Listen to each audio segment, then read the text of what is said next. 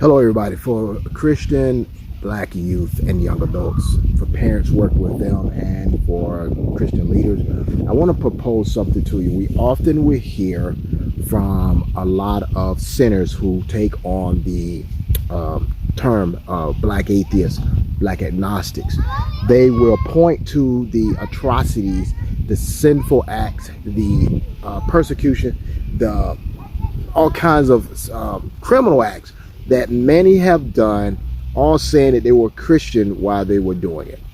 Now, I want to propose several issues here. I'm actually going to deal with maybe two or three. I heard this argument with Black Atheist Rant. Really was not a good discussion, along with another Christian brother of mine. So I wanted to propose something to you, Black Atheist Rant, that you didn't think about, or actually you ignored it. It was very evident that you ignored it. So we were talking about the atrocities that Christians have done. Now, you said something that you really realized, and I noticed that you realized what was said. And I want to give something for our Christian youth and young adults when they run into this issue. When someone comes to you and says that, look at all the atrocity that has been done with Christianity, especially with us, those slave owners who called themselves Christian, those that were dealing with Jim Crow, those pastors who were molesting children in the church and doing other things and call themselves Christian. The problem that they run into is you look at what Christianity is, who are the Christians supposed to be, the tenets, the laws, and everything that God has given, and then you look at the individual.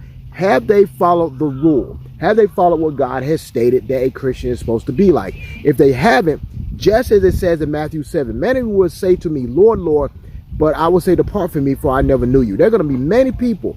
Hell will swell itself up because of those individuals who call themselves Christians.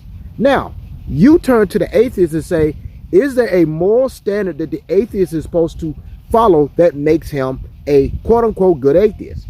There isn't. You can be an atheist and you can be the worst sinner of all time.